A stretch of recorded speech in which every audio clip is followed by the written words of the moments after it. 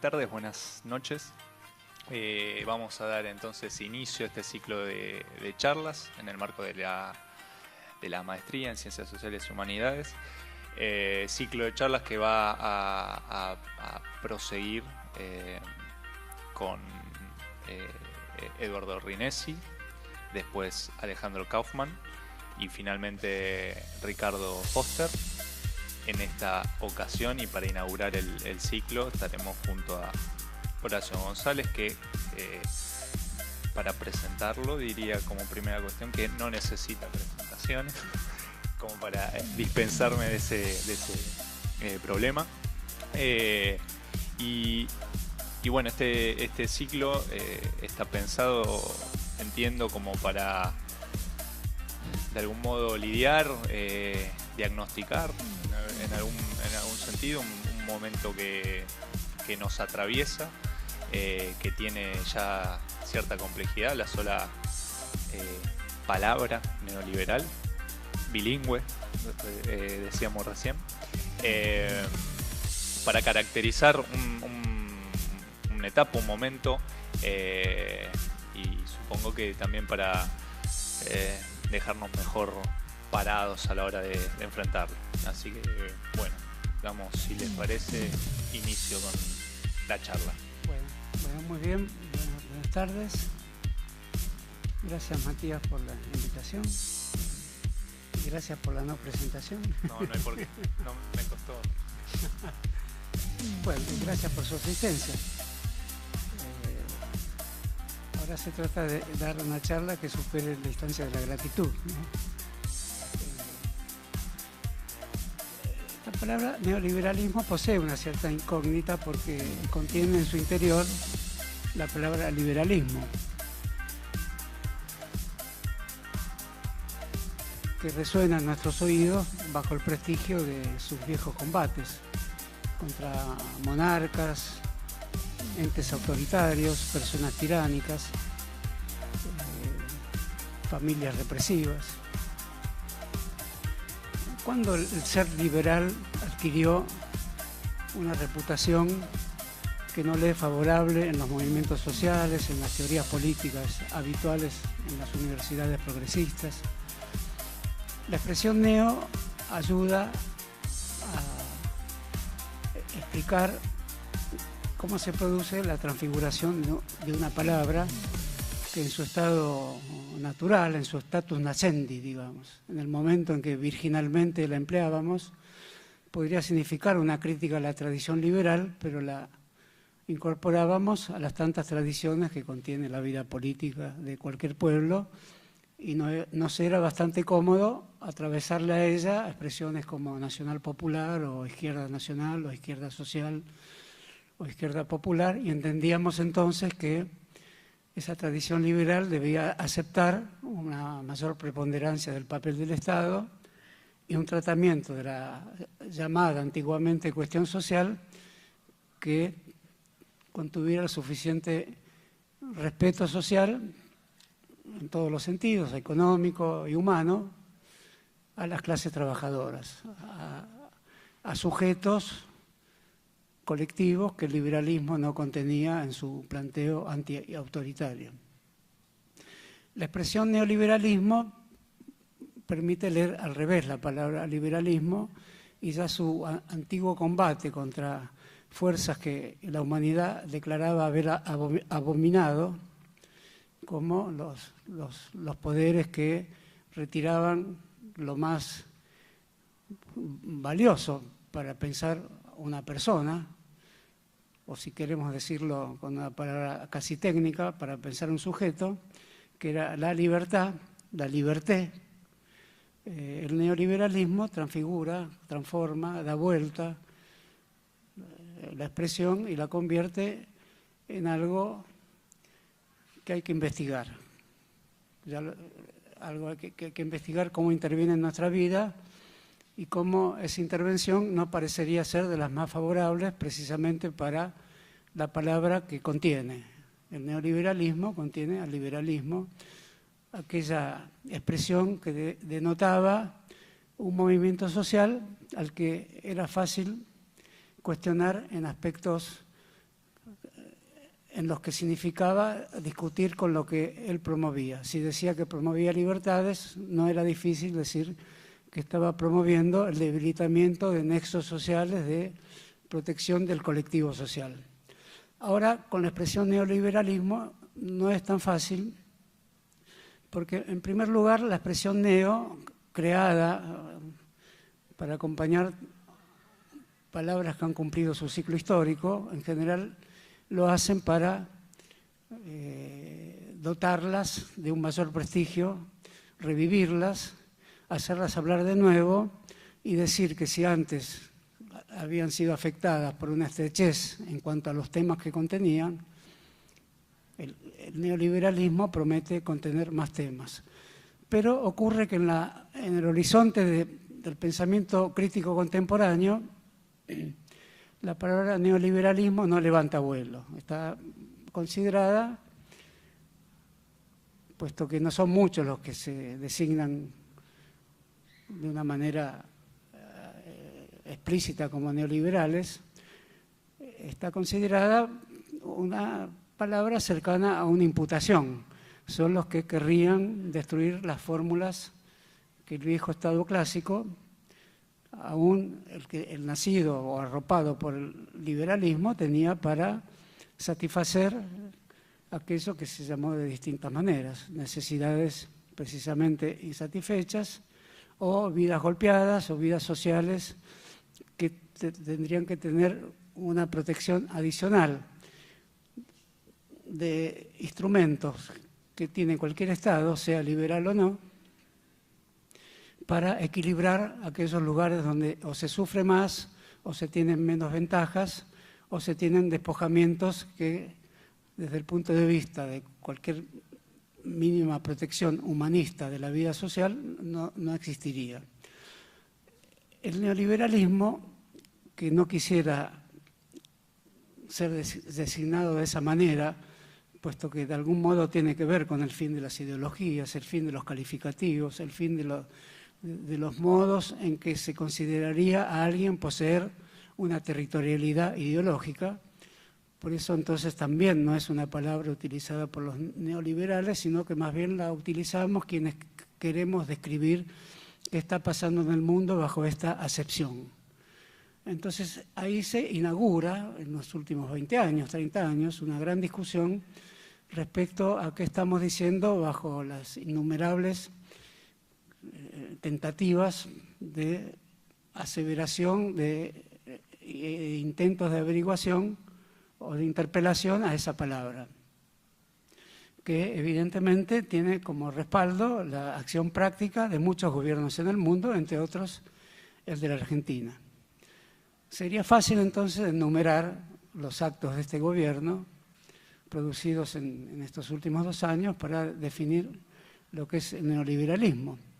Eso sería tan convincente como impropio si además querríamos tener una teoría del liberalismo. Tendríamos una teoría de este gobierno que se acerca a lo que creemos que es el neoliberalismo, pero antes tendríamos que decir algo sobre el neoliberalismo, para no definir solamente esta palabra o este concepto en relación a los temas vinculados a préstamos internacionales, a la baja de las retenciones, al modo en que se tratan ciertos temas en las cámaras de representantes, al modo en que se trata incluso el tema de la despenalización del aborto, que se lo trata de una manera clásica liberal en cierto sentido. Es decir, hay procedimientos en este gobierno, en cualquier gobierno que podría ser considerado neoliberal, que suponen nuevas invenciones en relación al modo en que el Estado se situaba frente a la sociedad. Estado y sociedad es un modo categorial tradicional de las ciencias políticas. Hay Estado y hay sociedad porque hay el conjunto de las relaciones que los unen. En la tradición aristotélica se incluye en el medio de esa relación entre Estado y sociedad a la familia. Hoy ese trípode de Estado, sociedad y familia no puede ser desenvuelto con tranquilidad por ninguna teoría social, ninguna teoría política o ninguna consideración aunque más no sea un rápido trabajo que hagamos ante una exigencia de una universidad. Evidentemente la idea de Estado en su relación con la sociedad y ambas ideas en sí mismas han sido laboriosamente horadadas por dentro por tantas múltiples formas de la existencia misma del Estado, inclusive su autodestrucción, su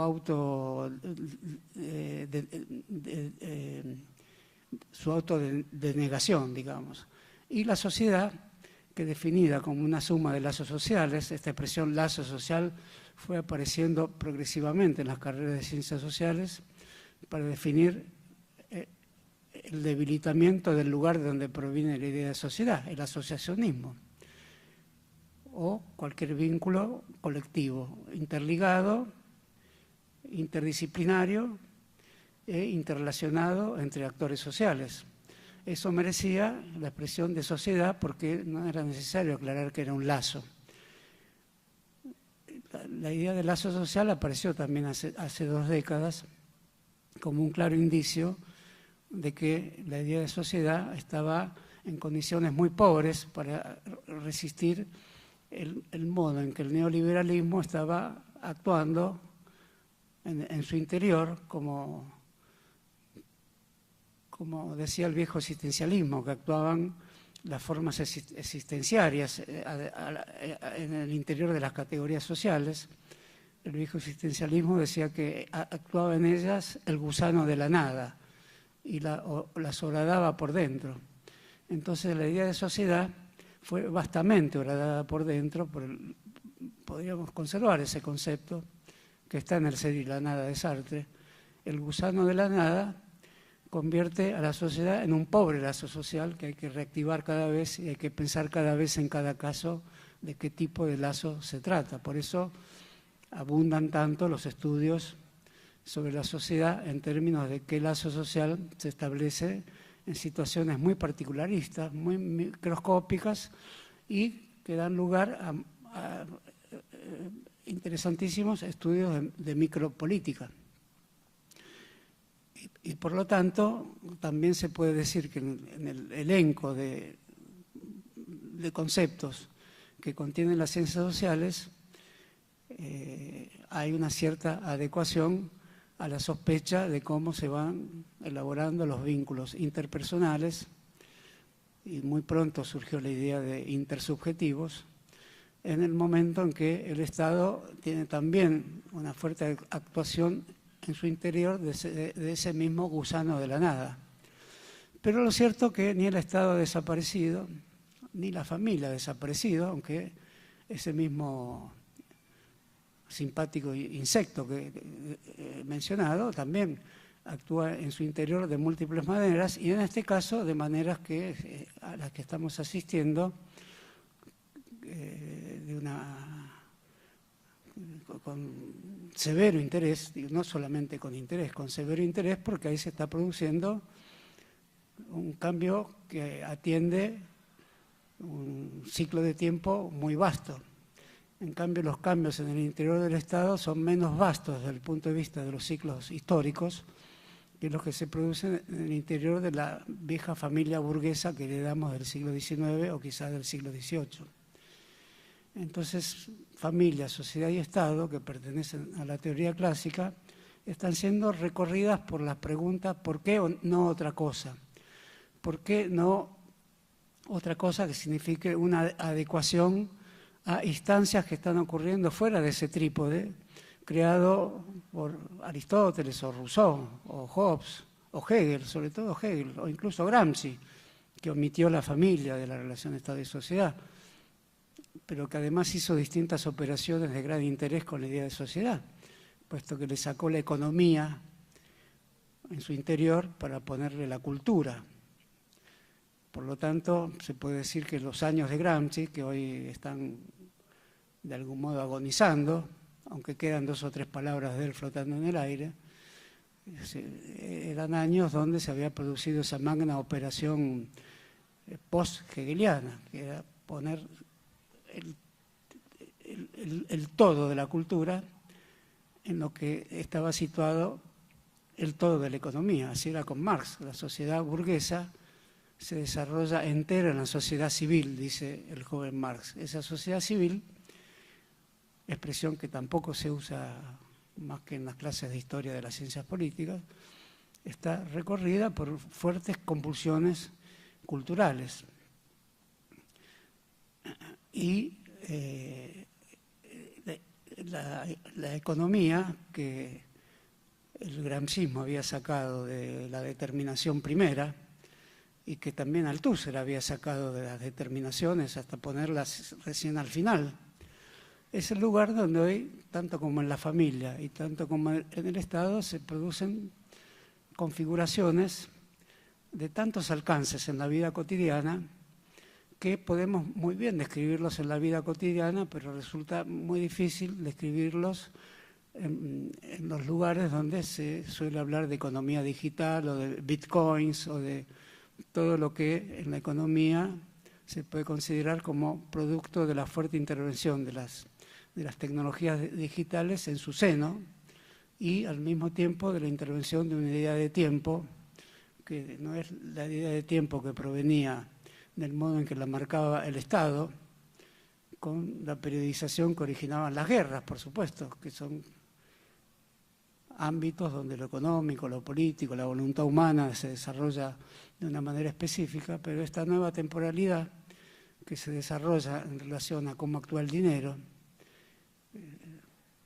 adquiere una preeminencia que supera en mucho a los orígenes del capitalismo liberal, donde el crédito es un gran descubrimiento, es un descubrimiento fundamental que es la idea que el dinero tiene un futuro, y ese futuro no es el futuro de ninguna esperanza, ni el futuro del tiempo tomado por San Agustín, es el futuro del tiempo generado por la misma lógica económica. Por lo tanto, hay un préstamo y hay lo que teológicamente podría ser una promesa, cuyo equivalente sería el préstamo, el crédito. Pero ahora, los dineros a futuro, que son pactos complejos entre particulares, empresas y bancos centrales, suponen la generalización de una idea de tiempo que no cabe la menor duda que tiene que redefinir la relación de a qué consideramos sujeto, a qué consideramos familia, a qué consideramos Estado y a qué consideramos una nación. En ese sentido, redefinir qué es la economía hoy, cómo mirar el mundo económico hoy, no puede significar solamente restituir en el lugar donde estaría la sociedad civil, el viejo asociacionismo, el lazo social, la vida económica como un tipo de determinación muy importante. Sabemos que lo es, pero hoy las fórmulas económicas exigen de una manera de circulación que genera la propiedad de tiempo. Nunca la sociedad en que vivimos, el mundo en que vivimos, tuvo una única idea de tiempo.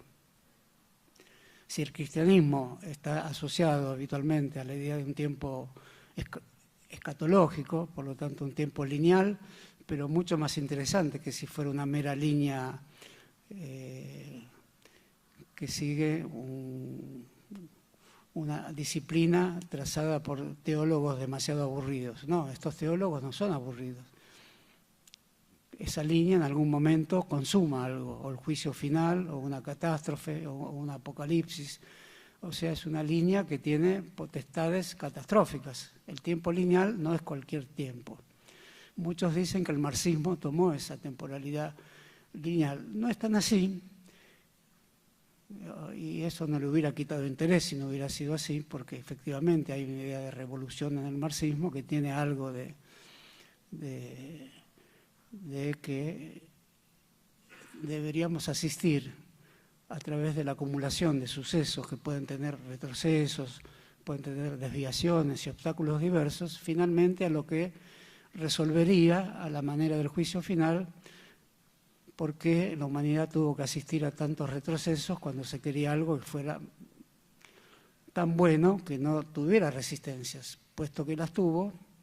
eso tan bueno pudo finalmente superarlas y se produjo un acontecimiento de salvación, que se puede llamar una revolución con todo el laicismo que eso significa, pero que en trabajos como los de Rosa Luxemburgo y otros se llama colapso. Y ahí se acerca mucho más a un tiempo lineal que pide prestado muchas notas específicas a un tiempo de revelación. En el colapso, el capitalismo no solo es derrocado por lo que el capitalismo produjo en su propio vientre, o sea, el proletariado de Marx, sino que es derrocado por imposibilidades propias. Eso hizo de Rosa Luxemburgo una pensadora muy original en el seno del marxismo, porque no esperaba solamente que el capitalismo se horadara a sí mismo, sino que el capitalismo tenía una imposibilidad que no había sospechado, que no había creado, a la que no esperaba, y que finalmente venía de su exterior incalculable, que era la imposibilidad de seguir acumulando tierras, de seguir anexando vidas, de seguir produciendo materias primas. De modo que esta idea de tiempo que contiene el capitalismo nos hace muy difícil suponer que bajo la idea de capitalismo tenemos solo cuestiones económicas. Evidentemente tenemos las cuestiones que llamamos económicas, pero también tenemos un conjunto de cuestiones que toman de la teología buena parte de sus conceptos y que toman de la idea de mercancía un conjunto de cuestiones que ya no es el mero trato de dos comerciantes de la Liga Hanseática en el siglo XIV o de los comerciantes de Venecia que dominan el Mediterráneo, solo con poseer una flota de barcos, sino que en el concepto de mercancía, tal como lo toma la teoría del siglo XIX, no hay un contrato social, sino que hay una sustitución que afecta al contrato social. Hay una sustitución de la fuerza humana, que es una fuerza de trabajo, por la cosa. Y el concepto de la cosa, o el ser de la cosa, ha ido y venido a lo largo de la historia de la filosofía de tantas múltiples maneras que tenemos ante nosotros una interesantísima imposibilidad de reconciliarnos a través de una definición calma con la cosa. La cosa tiene una energía que va de la energía erótica a la energía eólica y va desde un objeto que resiste a su investigación interna a la idea de subjetividad. Y la cosa va también a sustituir en nuestro idioma común, cotidiano y corriente, a lo que no sabemos decir de otra manera. La cosa es efectivamente lo enigmático tolerable de nuestro propio lenguaje. No hay enigma tolerable en un lenguaje si no usamos la palabra cosa. A veces podemos usar la palabra Dios, que hace el mismo papel que la palabra cosa. Entonces la cosa contiene el efecto de lo real impalpable en nuestro propio lenguaje. En Marx, la idea de cosa es una sustitución del trabajo humano por lo que se llama mercancía, que es una cosa, una suma de cosas que son palpables e impalpables al mismo tiempo, porque la mercancía evidentemente tiene sustentos materiales y al mismo tiempo efectos subjetivos de todo tipo y efectos teológicos de todo tipo.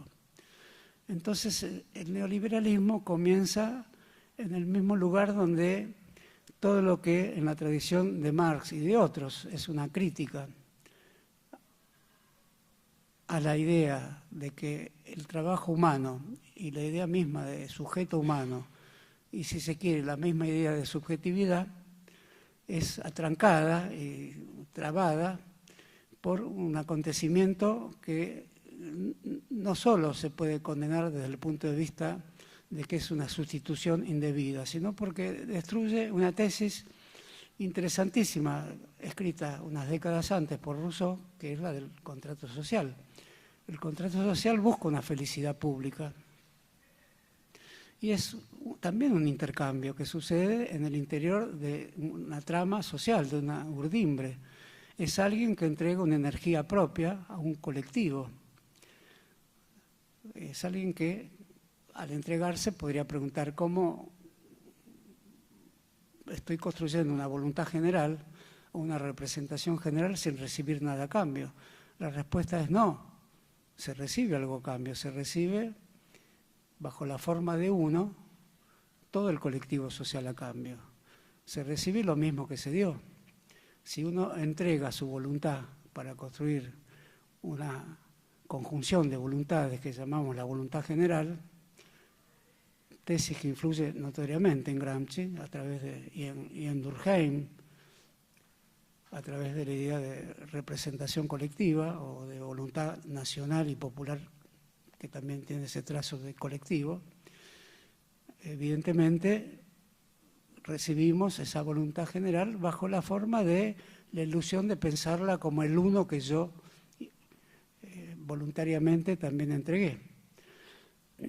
Esa teoría felicitaria, digamos así, de la sociedad, esa palabra advierto, como habrán percibido todos, que no existe, felicitatoria de la sociedad, es decir, no como la de Marx, que tiene casi se asoma a un borde de tragedia, porque es una sustitución del humano.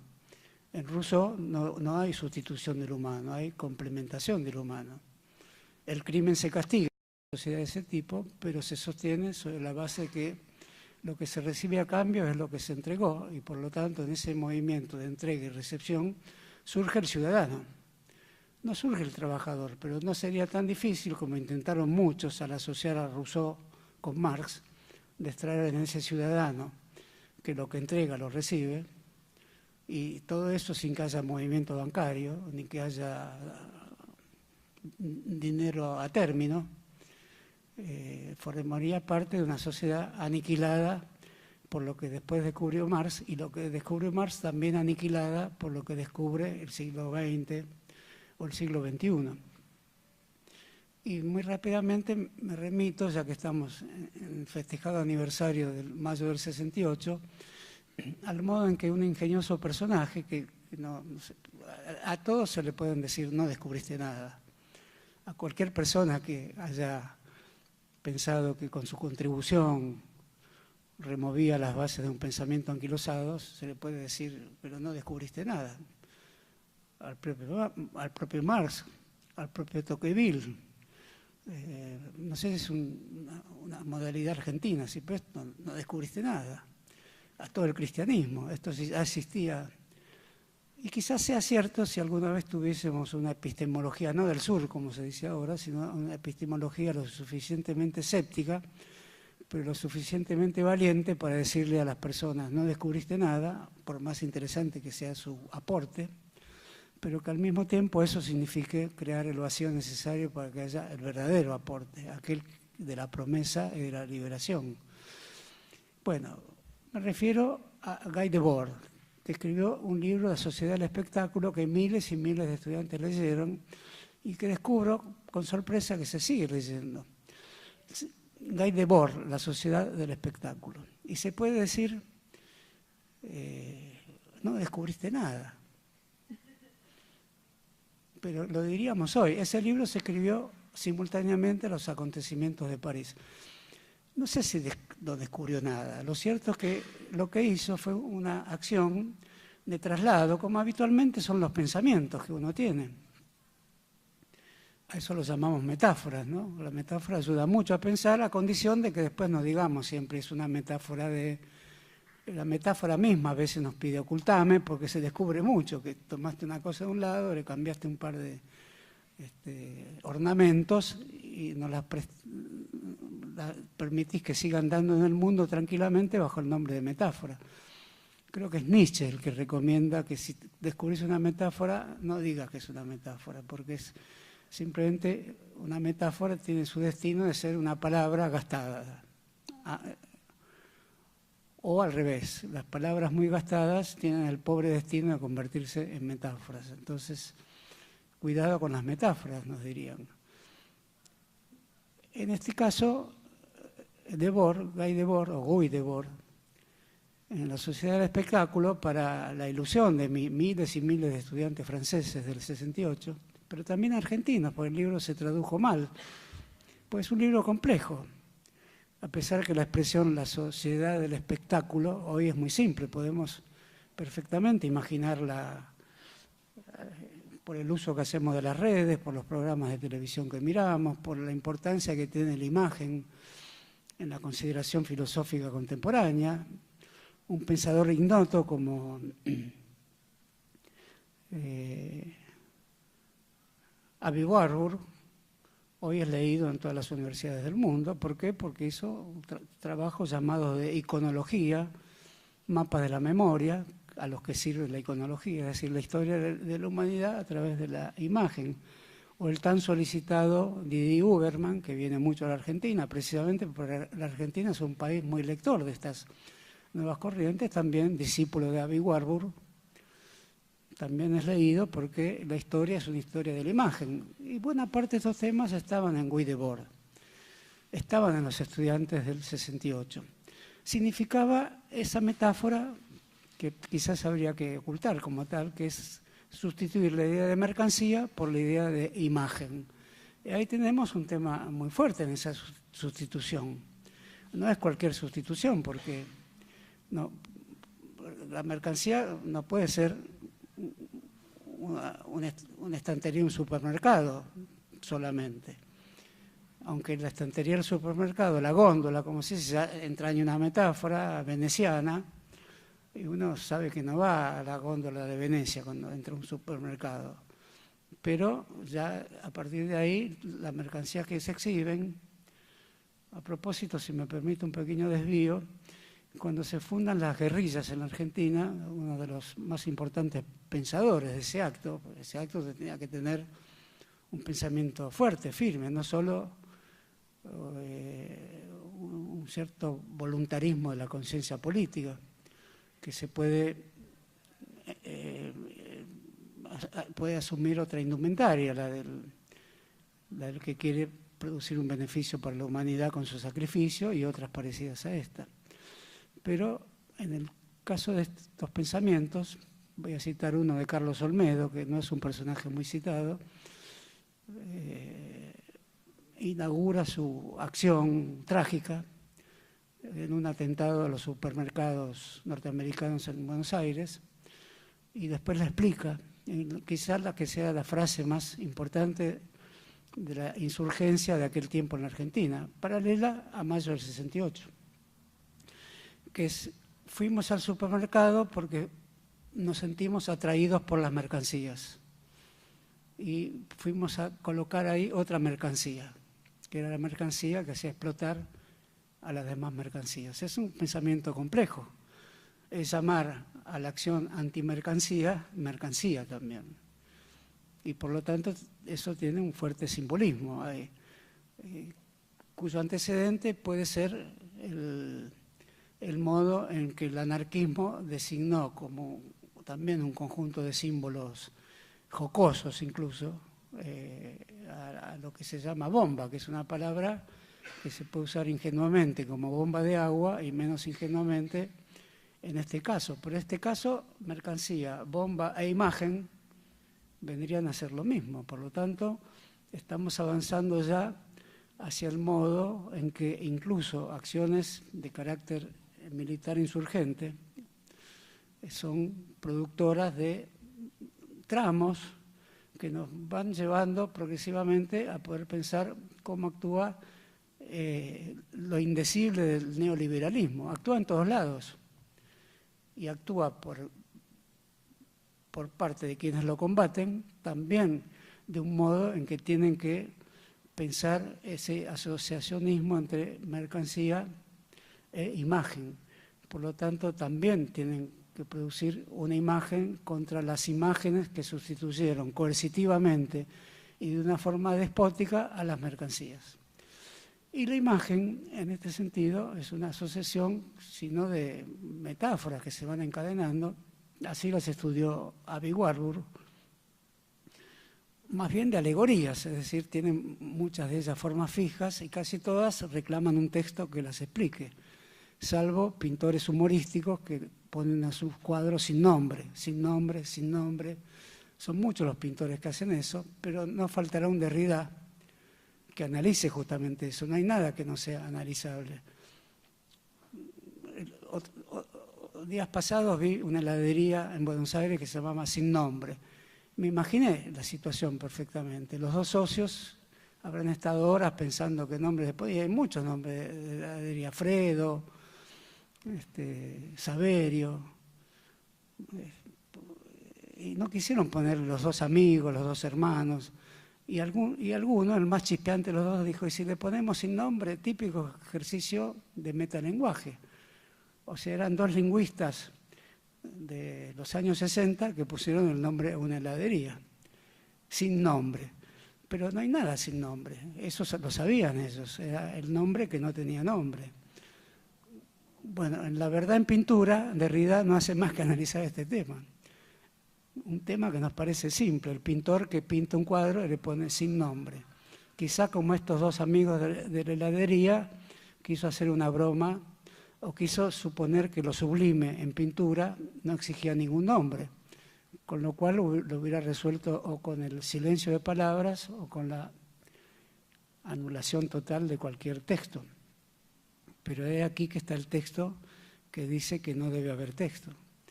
Bueno, todo eso me parece que son pasos que dio el pensamiento filosófico de la segunda mitad del siglo XX en dirección a preparar la oposición a lo que imaginaba que iba a ser el neoliberalismo en la economía, el neoliberalismo en la visión o la contemplación del aparato estatal, y el neoliberalismo en su acto supremo, en su acto fundador, digamos, que es la fundación de conciencias encadenadas, no solamente porque con el encadenamiento de las conciencias sustituyen la idea de lazo social, que era una idea benevolente.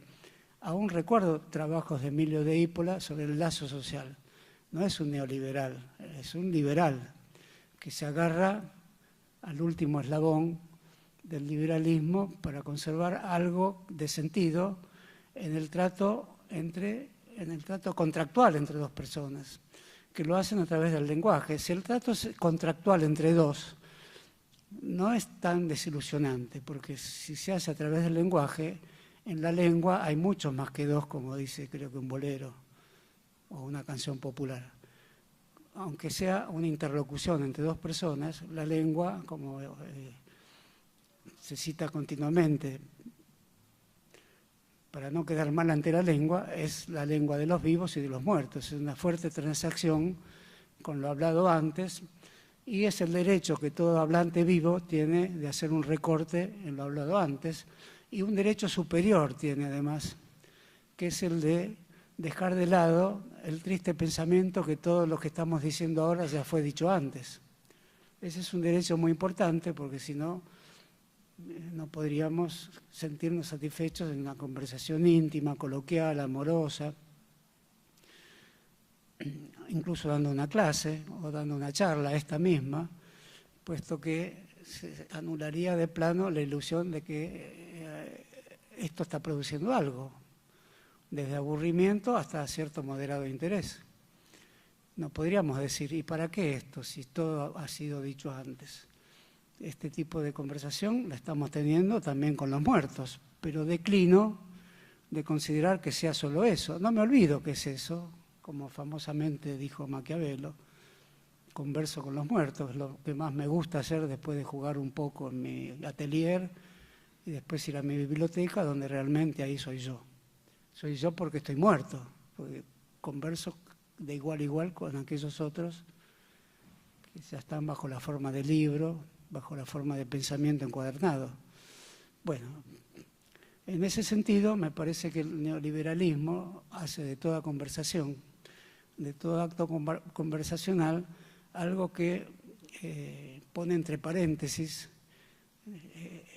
el derecho que tenemos nosotros, que sabemos que al hablar entre dos se produce un lazo, que no es un lazo contractual efímero, sino que efectivamente estamos diciendo, recortando palabras de una multitud infinita e indesignable de palabras anteriores, pero es lo que nos hace humanos, es lo que nos hace conversadores, es lo que nos hace estar más allá de un contrato mínimo que sea tan efímero, que sea olvidable todo lo que dijimos, aún siendo las formulaciones más corrientes del idioma.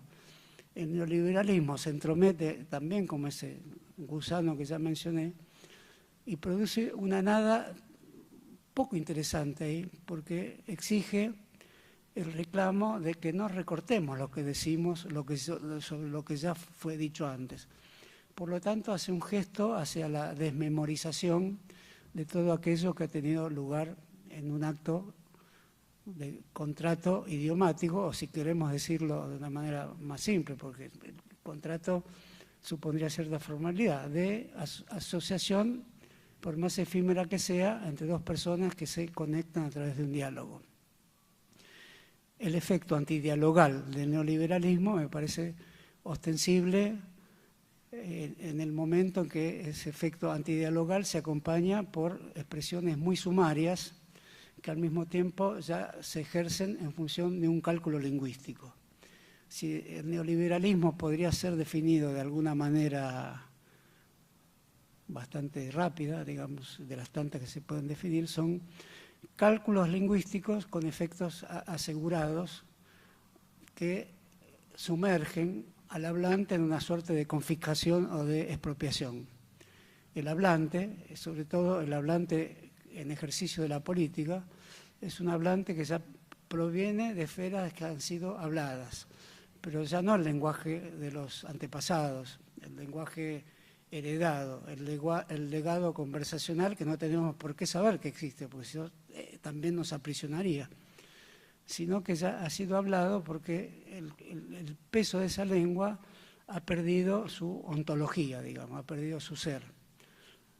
El acto de leer discursos presidenciales en un aparatito llamado teleprompter fue el inicio de todo esto, es decir, la pérdida de la palabra ante un público, ante un pueblo, o si queremos ser más abstractos aún, ante la humanidad.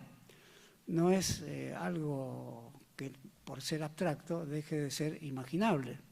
El diálogo ante la humanidad es un diálogo que pueden contraer estas dos mismas personas en una charla muy simple y quizás olvidable, pero sí en el mismo viaje en colectivo. Pero eso en última instancia nunca es olvidable si pensáramos que no estamos en un mundo que ha sido horadado por la invitación a que todo eso sea olvidable, porque el habla misma constitutiva de la forma conflictual bajo la cual el sujeto existe en el mundo, que su atadura con el ejercicio del habla al habla de los otros, eso está en vísperas de ser anulado por acciones del Estado que no ha desaparecido, porque entre las tareas que hoy tiene es esa, es una tarea represiva de la lengua, que la ejercen los políticos que están a cargo del Estado. Pero esa tarea represiva poco a poco se va convirtiendo en una de las pocas tareas por las cuales se mantiene el Estado. O sea, no es el Estado arbitral del liberalismo que mantenía un Estado arbitral. Alguien tenía que tener el Banco Central, alguien lo tenía que crear, había que crearlo con independencia del Estado. Por lo tanto, el Estado liberal sabe muy bien que no puede lidiar con la economía de una forma tan fácil. Algún gobierno, como el gobierno anterior a este, declaró con dificultades reconocibles que el Banco Central no era independiente de la macroeconomía que definiera el Estado. Ahora que lo es, se crean otros problemas porque volvió a la independencia. De las dos formas, hay problemas porque el Estado no sabe bien qué hacer con todas sus esferas económicas. El Banco Central, el Banco de la Nación, el banco de crédito, el banco de descuentos. Esa es la historia de los bancos en la relación con el Estado. Entonces, aprovechándome de la idea de la relación entre banco y Estado, asociemos un poco el ejercicio del habla, el ejercicio del habla bajo la idea de que hay tradiciones de conversación y esfera pública, y por lo tanto ciudadanía y trabajo.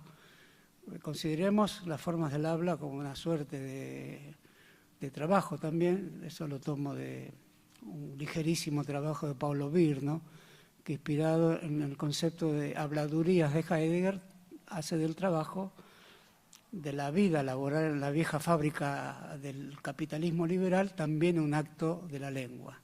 Se podrá decir, no exagere, señor, hay trabajo manual, hay torneros mecánicos, como el presidente derrocado de Brasil, pero si uno escucha hablar al presidente derrocado de Brasil, se da cuenta que el tornero mecánico está inmerso en una sabiduría de la expresión hablada superior a la de muchos de los profesores togados que lo condenaron. Entonces el habla tiene ese misterio, digamos, esa cualidad. Y hay en el ejercicio del neoliberalismo, que ya dijimos que puede ejercerse también en la tentación de reemplazar la mercancía con la imagen. De ahí la crítica de Guy Debord. Guy Debord le decía a los estudiantes del año 68 en la lejana Francia, como le decía Marcuse también decía, hay una integración del mundo operario a la vida del patrón de la fábrica. Esa integración iba en paralelo al modo en que Debord, con la sociedad del espectáculo, decía, hay una integración del sujeto colectivo al modo que tienen las imágenes de apropiárselo a través de todas las maquinarias productoras de imágenes. Y es la década de la televisión, los años 60. Por lo tanto, hay que crear otras imágenes que se contrapongan. Y Mayo del 68 creó muchos textos, paradojales sobre todo, Prohibido prohibir, bueno, y otros que tienen la fuerza de la paradoja, ahora no los recuerdo todos. Textos contra el aire acondicionado también.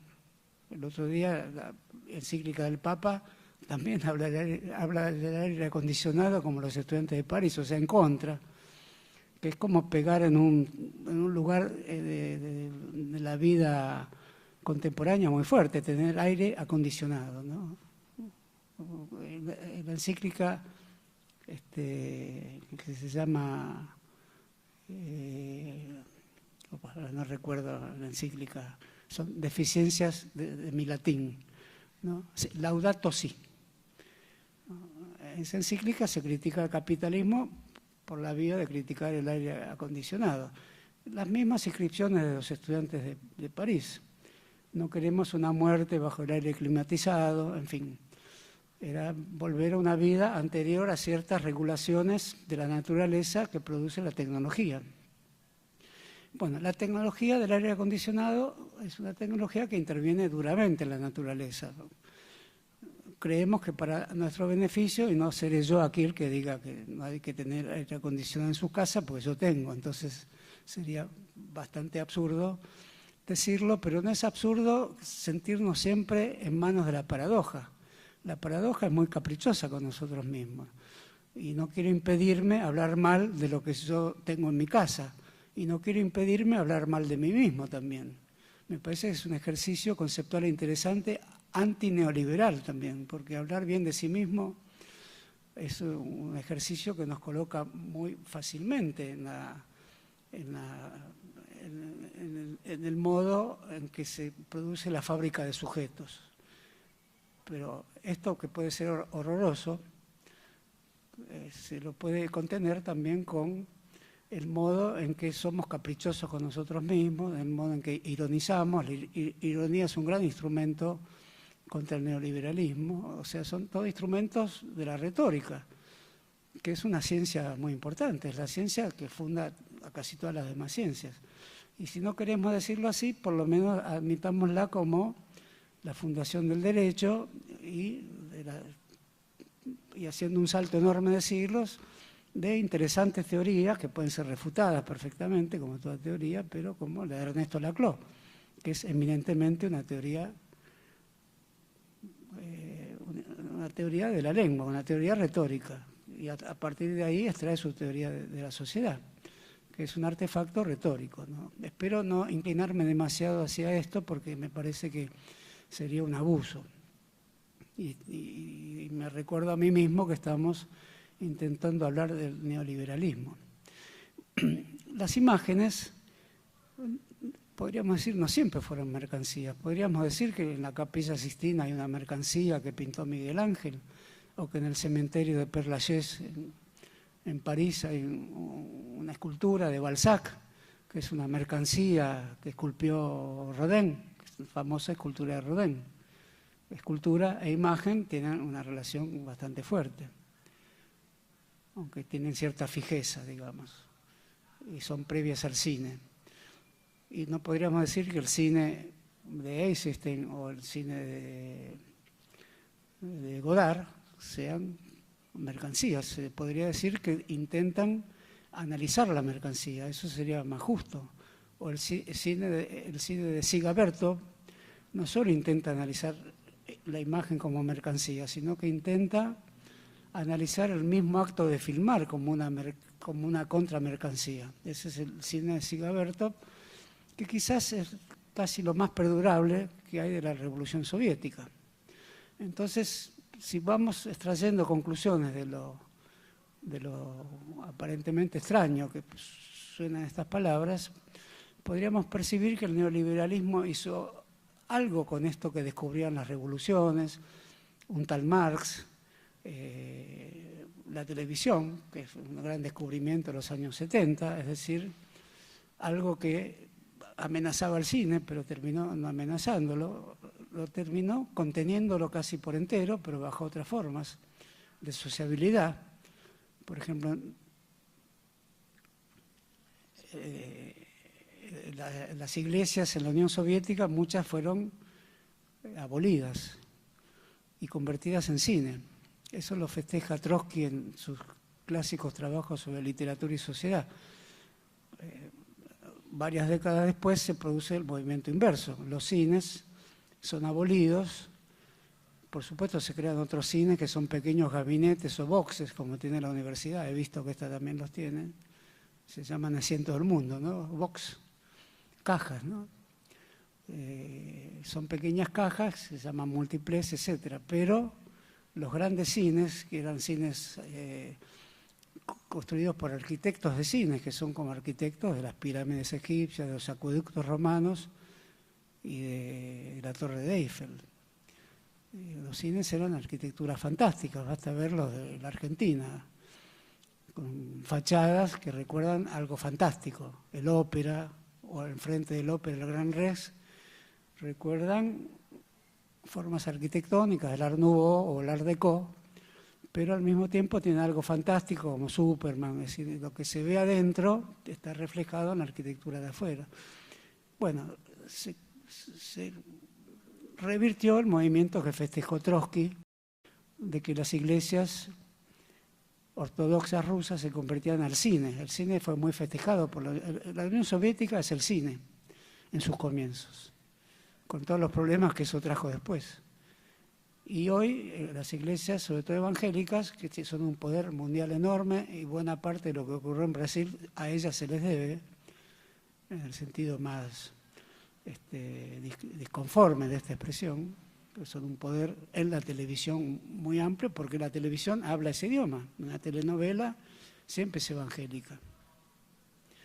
Los contenidos evangélicos, que son de redención, de conflicto y redención, muy simplificados, no hay dialéctica y hay una sensibilidad ya muy amansada que sabe que del conflicto sale una perfidia y de la perfidia sale una redención que implica un sacrificio que finalmente es una educación de tipo tiránica para la conciencia evangélica, para la conciencia del evangelizado bajo esta forma. Entonces hoy los viejos cines son todas grandes catedrales evangélicas. Entonces algo se produjo en torno a la imagen, a la palabra teológica o a la palabra religiosa, que también lo ponemos en la gaveta de cómo se fue construyendo el alma neoliberal de la humanidad. Entonces, en ese sentido, el libro de Guy Debord, no sé, Guy, al decir que la movilización estudiantil, no como Deodoro Roca en Argentina, bastantes décadas antes, que no era el tiempo de la imagen, un poco de la radio, decía algo que implicaba las libertades. Las libertades que nos faltan no son, no recuerdo la frase ahora, los derechos que nos faltan aún hoy son las libertades futuras o algo así. No es esa la frase, pero sirve como ejemplo. Es un gran texto de la reforma universitaria del 18 destinado a provocar conmoción, como son los grandes textos. Se hacen grandes cuando provocan conmoción, nacen apáticamente, como todo texto. Quizás el que se proponga conmover con un texto no lo logra y el escritor apático sí lo logra. Deodoro Roca lo logró con su manifiesto. En mayo del 68 ya hay una lucha de las imágenes contra las imágenes, porque hay un tipo de imágenes que serían la mercancía. Por lo tanto, la mercancía aliada a la imagen, y eso está hablando de la televisión, de la publicidad televisiva, que en ese momento es bastante primitiva. Hoy la publicidad no es solo primitiva, basta ver una publicidad de un shampoo.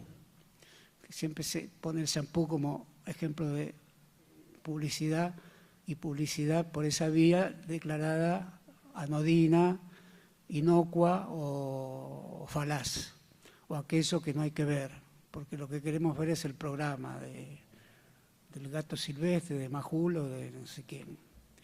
Bueno, lo cierto es que la publicidad, como el programa de Chimentos, es la estructura germinativa, el plasma germinativo de toda la lengua política y de lo que después dirá el programa cuando aparentemente se convierte en el programa, que no es palabra fácil tampoco la palabra programa, ¿no? Es en pro de una gramática, de un grafo, de un algoritmo, diríamos hoy. Bueno, ese cabello que se mueve, la imagen ha logrado mucha perfección en captar el movimiento de los cabellos. Es una profunda abstracción. Una cabeza femenina captada en cámara lenta, con el movimiento de los cabellos, con fuertes ondulaciones, debería suponer, me imagino que debe haber análisis de esto, preventivamente no los he consultado. Como decía Freud, que decía, no leo a Nietzsche, porque ya me dicen mucho, pero lo de usted, el inconsciente ya está en Nietzsche. Me amarga tanto que me digan eso que decidí no leer ni a Nietzsche ni a Schopenhauer, dijo Freud. Bueno, yo como descubrí eso de la propaganda, decidí no leer a ninguna analista de la publicidad, que hay tantos. Son todos los publicistas, que son todos semiólogos, por lo tanto analistas de lo que hacen. Entonces me pareció que cierto tipo de publicidad, cierto tipo de propaganda, que se puede estudiar como la construcción del espacio público. El espacio público es el inicio de la publicidad.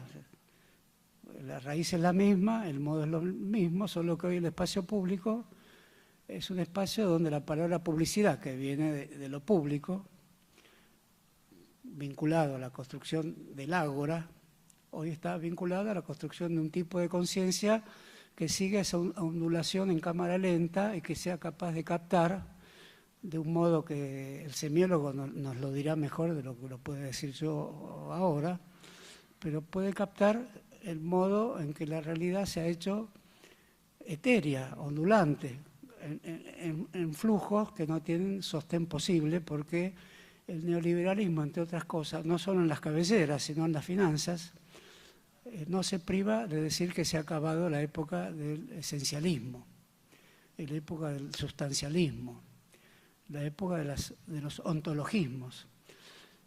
Pero quienes dicen esto, curiosamente, no son neoliberales, son personas que conocemos muy bien, somos también nosotros mismos. El giro que han tomado las filosofías sociales en los últimos 50 años, sobre todo después de la caída de la Unión Soviética, que fue un gran acontecimiento mundial, digamos, que puso en entredicho el concepto de clase obrera. Y filosofías como la de Heidegger sobre todo las de Derrida o las de Foucault también, se permitieron atacar muy duramente conceptos como el de sustancia, el de esencia, todos conceptos platónicos o conceptos de la filosofía griega. Por lo tanto, todo ese aparato conceptual que se llamó giro lingüístico suponía también para el sujeto corriente, el sujeto de la historia, suponía una deshistorización muy fuerte. Por lo tanto, el combate de mayo del 68, de imagen contra imagen, en los diarios argentinos han salido las imágenes de mayo del 68. Hay una de una chica llevada en andas por otros muchachos y se lleva una bandera roja. Y el otro día leí una entrevista a esa chica, que hoy tiene 50 años más. Esas son las malas pasadas que nos hacen los diarios, los periodistas, la televisión. Es una imagen que muchos dicen icónica o emblemática, como dicen los periodistas. Icónica dicen más los locutores de televisión, ¿no? Y todavía subsiste en la universidad. Era el emblema de mayo del 68, esa chica con la bandera, y también hay dos chicos besándose con una bandera roja en el techo de la Sorbona. Esa es muy parecida a la imagen del 18 en Córdoba, con los estudiantes subidos a la escuela Montserrat, que es donde se suceden los acontecimientos. Todavía está esa fachada y ahí hay una bandera, que es una bandera argentina, creo, no es una bandera roja. Bandera por bandera, en este caso da lo mismo. Lo cierto es que hay una chica con una bandera y 50 años después le pregunto a un periodista en Francia, ¿y ahora qué piensa? Y bueno, ya sabes, han pasado tantos años, yo era muy joven. Entonces, la imagen es tiempo también. Hay otra imagen, no podemos privarnos de eso. Entonces, el antisustancialismo nos da cuenta de eso. Y nos da cuenta de algo horroroso también. Lo que puede ser un emblema duradero, el emblema de nuestras vidas, el escudito que nos ponemos en la solapa. El tiempo es una clase especial de óxido que entraña algo que sabemos muy bien. No sabemos cómo hablar de lo que sabemos muy bien, que es algo que produce el tiempo. Y el tiempo produce su propia catástrofe en nosotros mismos.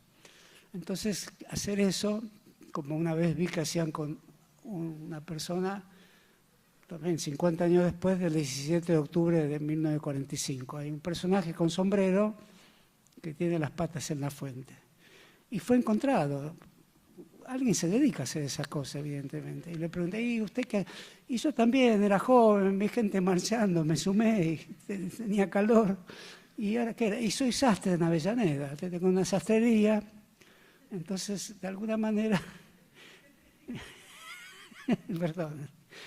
Me gustaría hacer más chistes de esto, pero estamos frente a una charla que hay que asumir, ¿no? Pero no es tan una humorada, porque efectivamente la imagen tiene ese poder de detención, incluso las de cine, que pueden detenerse o expandirse, como la cámara lenta del champú Sedal o de otro champú. Entonces, el tiempo se ha hecho neoliberal en ese sentido. Ya se venía preparando la idea de que el tiempo tiene efectos posteriores que la imagen va cubriendo con insensatez y con hostilidad incluso y con crueldad, y nos va haciendo decir, y bueno, pero era otro, como dicen muchas personas, que se les recuerda, pero vos en los 60 no repartías volantes revolucionarios en la estación de Temperley. Sí, hay una foto incluso, pero yo ya no soy ese, soy otro. El tiempo efectivamente nos hace otro, no tenemos por qué condenar a nadie por eso. Quizás tendríamos que tener cuidado cuando nos sacan fotos, sobre todo ahora que el mundo se fotografía intensamente. Pero es tan banalizadora la acción de fotografiarse intensamente que ya quizás a través de esas imágenes nadie nos cobre nuestro imperfecto presente ante nuestro luminoso pasado. Por lo tanto, el neoliberalismo es el consuelo que desconecta nuestro pasado, nuestro presente y casi elimina la frase tan habitual en la televisión que es este no resiste un archivo. Es cierto que el neoliberalismo usa archivos, pero en realidad su tendencia principal es la de anular archivos y la de tenerlo solo como forma de imputación a las personas. Entonces ahí el tema del archivo también es muy interesante porque resistimos con el archivo el modo en que el neoliberalismo trabaja la noción de archivo o ponemos en cuestión la noción de archivo. El archivo, palabra muy estudiada, todo esto Derrida lo dice mucho mejor, pero quiero aclarar que no me inspiro en él, pero evidentemente debo recordar lecturas antiguas de Derrida, si no, no se me ocurrirían estos temas. El archivo es una forma de gobierno basada en el pasado y si no hay aparatos de catalogación y clasificación y un software como hoy tiene todo archivo, hay arcontes, de donde viene la palabra archivo, o de donde archivo hace provenir la palabra arconte, o la palabra arcón, es decir, donde se guarda el papelerío. Bueno, eso un gobierno neoliberal no debería quererlo, pero como es el reino de la paradoja también, y el Estado en su forma represiva ha crecido mucho, y los servicios de informaciones han crecido mucho, y las policías toleradas, si matan por la espalda a cualquiera que sea, son toleradas, evidentemente el archivo es usado a la manera de la expresión carpetazo, que no es una palabra en latín, no es una palabra de gran prestigio, es una palabra oculta de la política, pero que tiene un fuerte estado público. El estatuto subjetivo que nos hace humanos se resume en la palabra carpetazo. Todos tenemos algo que el Estado neoliberal, en contraposición con la vieja idea liberal, que incluso comenta Marx en el 18 Brumario cuando critica el Código de Napoleón que prohíbe la investigación del pasado de las personas. Según Marx, porque Bonaparte III no quería que se supiera que su bonapartismo era apócrifo, que su tío era un tío lejano, etc. Por lo tanto, el Código de Napoleón III se inspira sobre todo en la idea de que la búsqueda de la paternidad o de la genealogía familiar está prohibida. Es un artículo del Código Napoleónico de 1805. Bueno, los servicios de informaciones no tienen por qué acatar ninguno de esos códigos, más bien buscan todas las paternidades reales, irreales, legales o ilegales, y en ese sentido la idea de archivo se convierte en una idea persecutoria, pero como también es una idea universitaria, es una idea de los investigadores, es una idea preciada, porque nadie va a obtener una beca en el CONICET si no se dice en qué archivo va a investigar. Y hoy los archivos son archivos que pueden ser archivos históricos que hay que proteger, y la protección de archivos históricos se ha desarrollado mucho en el mundo, muchísimo. No hay lugar donde no se sepa que hay que preservar el patrimonio, y la idea patrimonialista, archivística, es una idea de la UNESCO, el patrimonio público, que es efectivamente la memoria de la humanidad, se declaran ciudades patrimonio de la humanidad. Las cataratas del Iguazú son patrimonio de la humanidad, es decir, la naturaleza y la construcción humana son patrimonios de la humanidad. Esa idea generosa, progresista, evidentemente tiene también algo que decirle al neoliberalismo y algo que el neoliberalismo, que es muy mimético, porque en realidad no es nada, es antisustancialista en absoluto, simplemente coopta, colecta, se hace mimético con todas las otras formas disponibles en la era anterior donde había sustancia. Ahora como no la hay, no hay ontología ni sustancia, no hay soportes, salvo en el idioma informático, donde soporte es lo que permite el contenido. Forma muy simplista de narrar la revolución tecnológica informática, porque falta una dialéctica. El neoliberalismo se quedó con la idea predialéctica de forma-contenido, nada más. Entonces está el gerente de contenido y la forma. El gerente de contenido tiene que dar el contenido de una forma que ya está. Eso es la aniquilación del arte, aunque genera el arte informático. Nunca se aniquila todo el arte, ¿no? Entonces, el tema del archivo es que se captan conversaciones. Esos van a archivos. Todas las conversaciones pueden... Esta charla se filma y va a un archivo universitario o se olvida en un streaming, no sé. Festejo a los que están viendo por streaming también. Así les damos importancia también a ese público etéreo. El archivo tiene su dialéctica secreta en el capitalismo, que podemos seguir llamando capitalismo a pesar de que el modo en que el movimiento feminista puso en primer lugar la idea patriarcalista hace más difícil pensar qué es el capitalismo sin el patriarcalismo y si las dos ideas son equivalentes o una anexó a la otra, que puede ser el patriarcalismo al capitalismo o a la inversa. No es extraño que podamos considerar esto porque el propio Foucault, con la idea de dispositivo, cuando decidió lateralmente incorporar la idea de capitalismo, lo que dijo es que el capitalismo anexaba a los dispositivos, pues si se quedaba sin la idea de capitalismo, la suma económica de la humanidad era una colección de dispositivos carcelarios, educacionales, sexuales, etc. Y temió quedarse sin la idea de capitalismo un día o una semana, de hecho lo escribió. Con el modo en que hoy se está invocando la idea de patriarca o de patriarcado, ocurre algo parecido. Entonces tenemos un dilema ahí importantísimo en la teoría, de establecer equivalencias entre patriarcalismo y capitalismo. Bueno, el capitalismo tiene archivos y el neoliberalismo tiene archivos que hoy se llaman Facebook, se llaman Twitter o se llaman mails. Tienen archivos de nuestras vidas.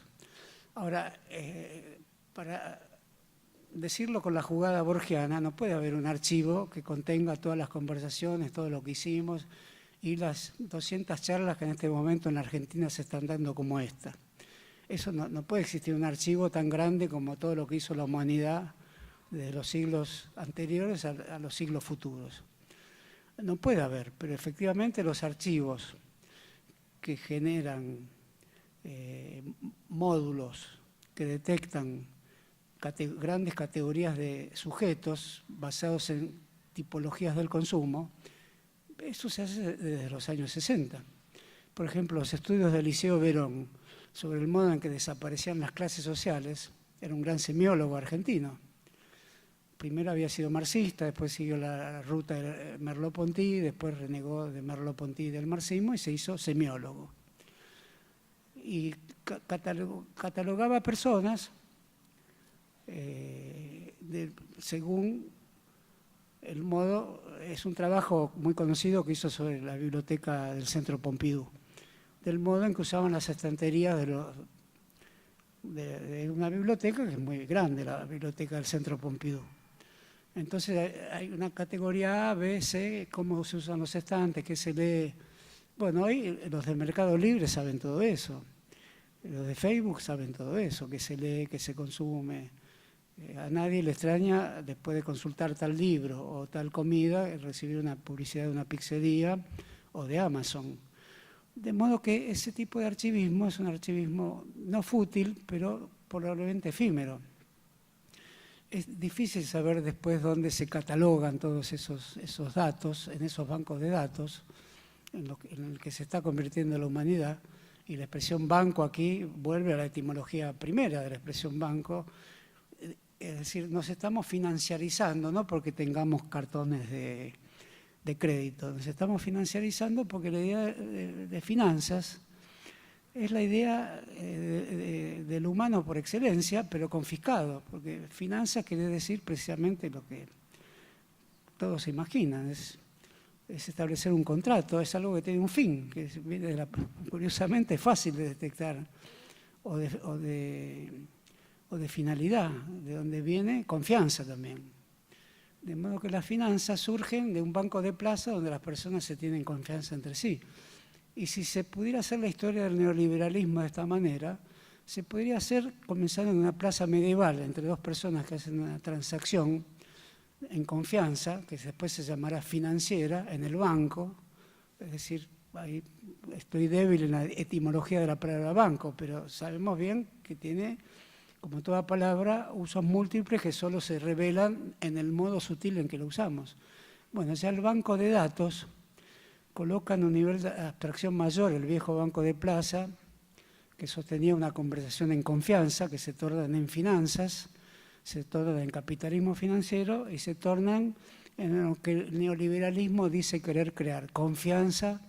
El presidente actual de este país dice permanentemente, tengan fe, bueno, eso lo decía el que lo desafió en elecciones, pero confianza es lo mismo, tengan confianza. Es decir, la promesa tan ligada por Hannah Arendt a la idea de que constituye la sociedad tanto como el perdón, que son dos categorías teológicas que usa Arendt, tanto como la natalidad. La natalidad es la creación del sujeto colectivo, del sujeto que se inaugura por su nacimiento para integrarse a lo colectivo. Es un mejoramiento del contrato social de Rousseau, la teoría de la natalidad de Hannah Arendt. El otro día me decía mi amigo Diego Tatián que escuchó a la doctora Carrió que usa en el Instituto Hannah Arendt todas estas categorías sin haberlas comprendido.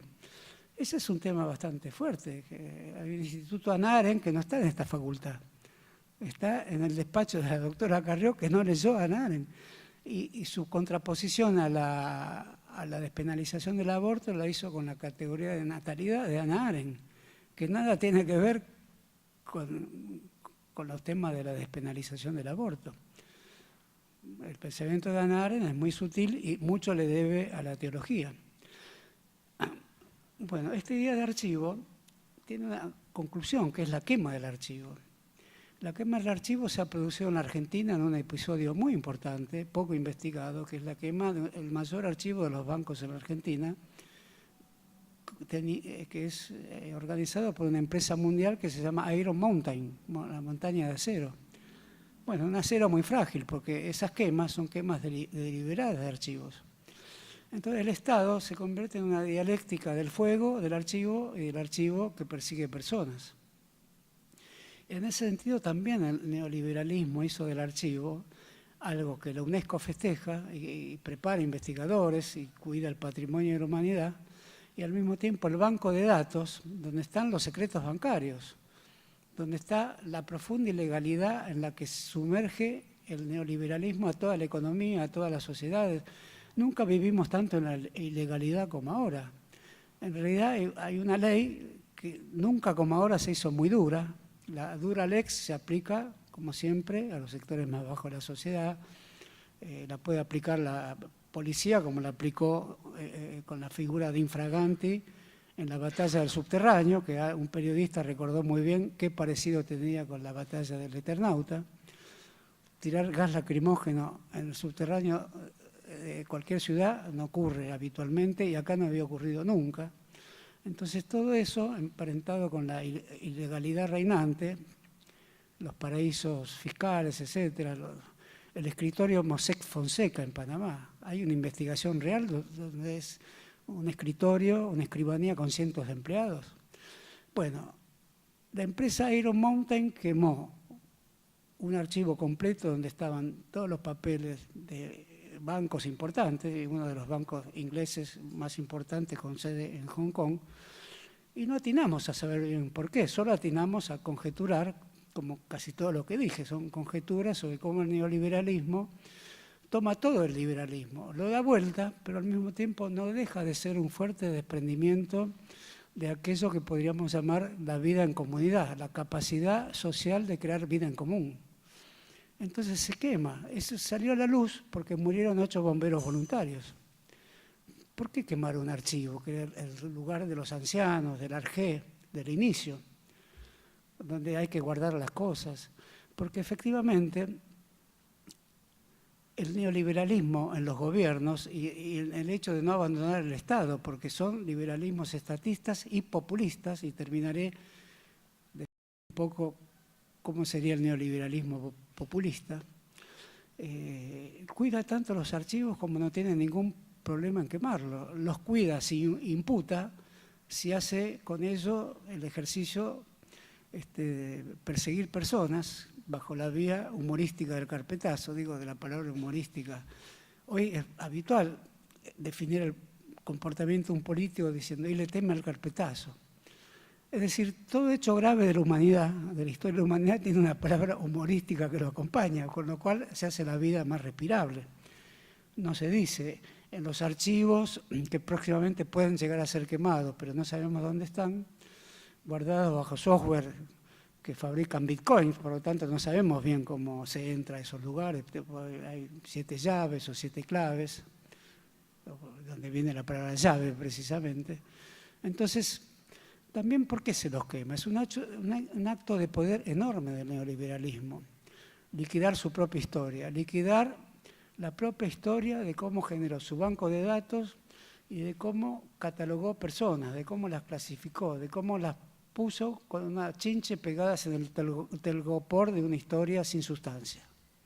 Eso me parece que podría definir actos de gobierno enteros, más allá que hay diputados ingeniosos en el Parlamento, como ocurrió ayer, que varios de los dos lados hicieron discursos con ingenio, con tácticas de hacer discursos, eso no ha desaparecido, y por suerte, porque la oratoria parlamentaria todavía no ha sido confiscada enteramente por los programas de televisión que son pseudoparlamentarios, es decir, uno de un lado y otro del otro discuten. Eso la televisión decidió que era la televisión también es muy confiscatoria. No cambió las reglas de los partidos de fútbol todavía de casualidad, pero en algún momento el uso del tiempo, el tiempo televisivo tiene un espacio restricto que se llama el piso. El piso parece que todos son conocidos, pero todos te llaman por el nombre, Eduardito, Horacito, Josecito, y vos podés decirle al entrevistador Gatito, o no sé, si lo llamas por el apellido es como que estás fuera de lugar porque hay una inmanencia en la televisión, pero esa inmanencia es falsa, es la falsa inmanencia del neoliberalismo, en cualquier programa, aunque sea uno que ataque a Macri, es la falsa inmanencia del neoliberalismo, porque lo que hace es decir, no somos un aparato complejísimo, con antenas poderosísimas, que captan ondas que vienen de todos los puntos cardinales y que se sitúan en edificios que están muy controlados por todo tipo de controles, al punto tal que para entrar a un canal de televisión no puede entrar cualquiera y decir, no sé qué, no se me ocurre, Mirta, ¿qué tal? No se puede hacer eso. No se puede, hay varios controles. Pero cuando está Mirta dice, José, es cierto que usted es un adúltero que estuvo a punto de asesinar a su hija. O sea, se dicen cosas tremendas, pero en la intimidad de una falsa inmanencia. Porque en realidad hay pura mediación. Es el reino de las mediaciones infinitas la televisión. Y después no se sabe qué uso de esas imágenes, y no por nada se ha inventado la palabra la nube, usurpando también una clara categoría de los meteorólogos. Es decir, toda la revolución técnica usurpó palabras. No hay ninguna que le pertenezca, porque no tiene sustancia. Herramientas, archivo, pegar y cortar, eso usurpada de las escuelas primarias. Herramientas, ya dije, navegación, el navegador, en fin, todas son oceanográficas o marítimas, de la carpintería del abuelo, herramientas, o del meteorólogo. Entonces, ante eso también, como lo venimos definiendo, hay un sacudón en las palabras, un sacudón en el Estado que no desaparece, se fortalece en su lado represivo y además se fortalece como Estado mayor en las grandes corporaciones mediáticas. Y ahí sí la corporación mediática instala como forma de circulación de la mercancía llamada noticia o llamada palabra noticiosa o llamada chimento, porque el chisme es muy poderoso, el chisme es una microanécdota que une a las personas para siempre. Uno puede recordar lo que dijeron de uno, que uno no quisiera que se haya dicho, algún secreto familiar o algo, bajo la forma de chisme. Por eso el género de pelea entre vedettes es un género poderosísimo que indica todo lo que ocurre en el Parlamento, no ocurre más que eso, salvo que se emplean palabras de la política, pero la estructura interna del juego político es la pelea entre una vedette que se puede llamar Moria y otra vedette que se puede llamar Nelly, y no se sabe por qué. A la otra semana la pelea es a la inversa e interviene una tercera. La red de interjecciones que se hacen ahí, son de imputaciones, daría para escribir un código penal sobre el duelo, pero nunca ocurre nada, no se ve salir de los estudios una correntada de sangre. No ocurre nada porque es una sangre ficticia. Lo que no quiere decir que finalmente la idea de lo que es ficcional no ingrese tanto en nuestra conciencia que no creamos que esa pelea finalmente es las únicas peleas de verdad que tenemos que tener. Ahí, en la televisión, en el box, en el set, con un tercero que hace de mediador para que no haya derramamiento de sangre. Pero la sangre es digital ya también. Entonces ahí el Estado Mayor conjunto, y fue un acierto de la expresidenta decir generales mediáticos, porque forjó, no sé si es de ella, la escuchó como capitalismo anárquico. La dijo varias veces, pero ya funcionaba en muchos estudios contra el neoliberalismo como una forma del capitalismo anárquico. Pero generales mediáticos indica que una vieja institución militar, sustancialista también, ideologista, ya está siendo reemplazada por guerras digitales, o sea, guerras de otro tipo y guerras de imágenes y guerras de investigación periodística, el viejo género de Walsh convertido en un instrumento de trabajo para disciplinar sociedades y disciplinar políticas. Entonces ese Estado Mayor hace circular financieramente los píxeles, que serían los bits de la imagen. Entonces todos esos modos de circulación se trasladan a la justicia bajo el liberalismo, a la Corte Suprema, y nos permiten hacer la pregunta de quién tiene la última palabra en una sociedad. ¿Cómo se ejerce el derecho a la última palabra? Si es en el mundo jurídico, es la Corte Suprema, después de superar varias instancias, cortes de casación e interferencia que pueden ser instancias diversas del sistema jurídico entre sí, pero eso ya no es así. La última instancia la tiene el Estado Mayor mediático.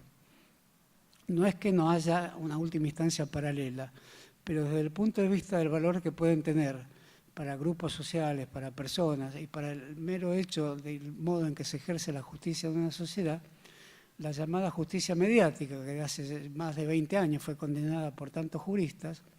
Zaffaroni escribió un libro, también Esteban escribió otros libros, ¿no?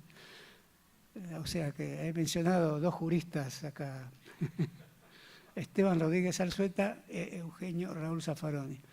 Es decir, no se ha escapado a la meditación sobre la crítica, a cómo se ejerce la pena, la justicia en un país, el hecho de que una locutora de las 7 de la tarde diciendo cualquier tontería a un político que tenía preparado el discurso, que se lo desarmó por completo y terminó acusado de corrupto, ¿qué otro juicio puede haber? Entonces ahí hay una disputa en las sociedades entre la justicia mediática y los medios haciendo justicia, que es una disputa formidable, en donde la forma de la justicia, para ser recompuestas, deben atravesar modalidades de crítica al neoliberalismo muy profunda, al punto tal que un grupo creado al efecto se llama justicia legítima, produciendo algo así como un pleonasmo. La justicia, ¿por qué es legítima? La justicia involucra en sí mismo la idea de legítima. Es porque había una justicia, así se juzgaba, que no estaba en condiciones de impartirla, porque era el tributo, el nombre de un tributo que debía pagar algo que había ocurrido antes. Es decir, en el neoliberalismo ya no se sabe quién tiene la última palabra en una sociedad. No hay rey, primer ministro, ni locutor de las 7 de la tarde, tampoco, ni Corte Suprema, ni Lorenzetti, ni San Lorenzo. Hay algo que está en disputa permanente y que se expresa con expresiones como vamos juntos, es decir, con la liquidación de la idea de que debería haber instancias de juicio que a su vez son controladas por otras instancias de juicio, y todo eso a la luz. Ya no existe eso, el vamos juntos lo reemplaza todo. El vamos juntos lo emplea hoy la publicidad de personal con Fibertel, con Cablevisión, con no sé cuánto, el quadruple play. Vamos juntos. Y vos, o sea, no nosotros, vos, con esa destrucción de mediaciones que tiene el neoliberalismo, vos sos incorporado, pues vas junto a Fibertel, vas junto a Clarín, es una delicia ir junto a todos esos compañeros tan atractivos, tan generosos, que nos dejan entrar a los canales. Quiere media hora para expresar su situación personal, hágalo. Incluso había algún programa, pero antes eran cuidadosamente seleccionados los que iban a tener media hora para decir lo que se les ocurriera, porque también eso hizo la televisión. El simulacro de que alguien dijera lo que quisiera, y termina siendo interesante, porque no es otra cosa que descubrir que es lo mismo que hace todo aquel que tiene planificado lo que va a decir en la televisión. Dice lo que quiere. Es un querer que no está investigado por nadie ni tiene premisa previa a ninguna. Así sea el programa más pautado que haya en la televisión. Por eso tiene fisuras permanentes y por eso regula el flujo de la política. Palabra flujo, que me parece que tiene también una fuerte impregnación para definir la interrelación neoliberal entre justicia, circulación de imágenes televisivas y sobre todo circulación financiera, legal e ilegal. Y todo esto vinculado al tema que Esteban estudia muy bien, que es la producción neoliberal del delito, a través de agentes de todo tipo, estatales, paraestatales. Bueno, lo digo mal, Esteban, la próxima conferencia la tiene que dar Esteban aquí. Entonces, el otro día vi una publicidad del Vamos Juntos del Paseo del Bajo, en la ciudad de Buenos Aires. ¿Por qué llamar paseo a una fuerte incisión en la ciudad? Va a ser un circulador de mercancías, como hoy es toda la ciudad de Buenos Aires. Un fuerte circulador, que al subte le tiran gas lacrimógeno, pero al metrobús es el viaje de la felicidad. El metrobús es un fuerte impedimento en la ciudad. Claro que se ahorra minutos de viaje, algunos ahorran media hora, que después pierden viendo la televisión. Pero lo que hace el Metrobús es rediseñar una ciudad contemporánea, la rediseña totalmente, rediseña toda circulación a imagen de la circulación financiera. Por eso las personas son bits, son bitcoins. Están dentro de un aparato de digitalización de toda la vida urbana. La avenida 9 de Julio se llamaba Paseo. Bueno, ahora no es más un paseo, es un circulador. Pero el gobierno le pone paseo a los circuladores y se lo saca a los verdaderos paseos y le pone un metrobús. Entonces ahí cambia toda la circulación y tiene efectos sobre el pequeño comercio, sobre el modo en que caminan las personas sobre la ciudad, sobre la idea del paseo en la ciudad, sobre la idea de la estética urbana. Tiene fuertes efectos. Y hay una publicidad que dice, vamos juntos a construir con el Paseo del Bajo la nueva forma de movernos. Ya moverse es una cosa del cuerpo, es algo destinado a definir personas. Balzac decía, conozco a las personas según cómo se mueven, caminando. Bueno, no quiero exagerar tanto, pero el moverse en una ciudad es un acto de libertad. Ahora vamos juntos con el Paseo del Bajo, donde va a haber los grandes camiones de las grandes empresas y un tajo en la ciudad que hay que ver si corresponde a lo que podría ser las dimensiones de la ciudad de Buenos Aires.